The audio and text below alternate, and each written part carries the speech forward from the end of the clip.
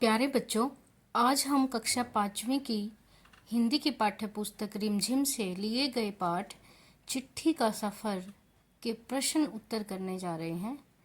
तो सभी बच्चे इन प्रश्नों को करेंगे। पहला प्रश्न है, गांधी जी को सिर्फ उनके नाम और देश के नाम के सहारे पत्र कैसे पहुंच गया होगा? गांधी जी बहुत मशहूर व्यक्ति थे, इसीलिए उन तक उनके नाम और देश के नाम के सहारे पत्र पहुंच गया होगा। अगला प्रश्न है, अगर एक पत्र में पते के साथ का नाम हो तो क्या पत्र जगह पर पहुंच जाएगा? तो हाँ, पत्र जगह पर पहुंच जाएगा। प्रश्न 3, नाम न होने से क्या समस्याएं आ सकती हैं? नाम न होने से पत्र किसका है, ये पता लगाना थोड़ा मुश्किल होगा। प्रश्न 4, पैदल हरकारों को किस किस तरह की दिक्कतों का सामना करना पड़ता होगा? तो पैदल हरकारों को कठिनाइयों से भरे रास्तों से जाना पड़ता होगा और उन्हें मौसम की मार भी सहन करनी पड़ती होगी। प्रश्न 5वां है, अगर तुम किसी को चिट्ठी लिख रहे हो तो पते में यह जानकारी किस क्रम में लिखोगे?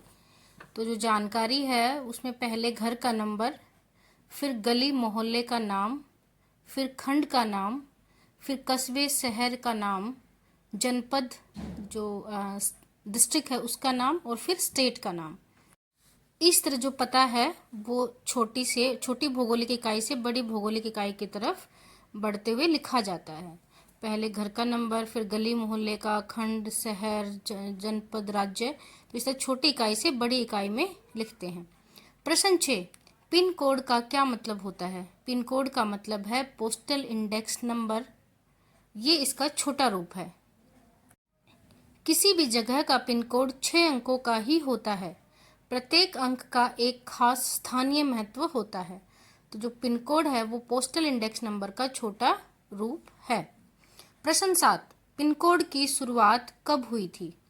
तो पिन कोड की शुरुआत 15 अगस्त 1972 को हुई थी। प्रश्न 8, हरकारा का क्या मतलब होता है? हरकारे पैदल ही चिट्ठी पत्रों को आम आदमी तक पहुंचाने का काम करते हैं। अब हमें कुछ खाली स्थान भरने हैं। पहला है, पते में सबसे छोटी जानकारी भौगोलिक डैश से शुरू करके बड़ी की तरफ बढ़ते हैं। तो भौगोलिक इकाई। पते में शहर के नाम के बाद लिखे अंक को डैश कहते हैं। तो पते में शहर के नाम के बाद आता है पिन कोड। प्रश्न 3, तीसरा खाली स्थान है, पिन शब्द डैश का ही छोटा रूप है। तो जो पोस्टल इंडेक्स नंबर है उसका छोटा रूप है। फोर्थ है, पिन कोड की जानकारी डैश से प्राप्त की जा सकती है। तो पिन कोड की जानकारी हम कहाँ से प्राप्त कर सकते हैं? तो ये हम डाक घर से प्राप्त कर सकते हैं। खाली स्थान में 5वां है, बहुत पुराने समय में डैश द्वारा ही संदेश भेजे जाते थे। तो ये होगा कबूतर। अंत में इनके उत्तर दिए हैं। पहले खाली स्थान में इकाई, पिन कोड दूसरे में, तीसरे में पोस्टल इंडेक्स नंबर, फोर्थ में डाकघर और 5वें में कबूतर आएगा। एक लास्ट प्रश्न जो है वो आप सब खुद बताएंगे कि किस प्रजाति के कबूतरों का इस्तेमाल किया जाता है संदेश पहुंचाने के लिए। एक जगह से दूसरी जगह संदेश पहुंचाने के लिए किस प्रजाति के कबूतरों का इस्तेमाल किया जाता है? इस प्रश्न का जवाब आप सब देंगे कमेंट सेक्शन में। Thank you.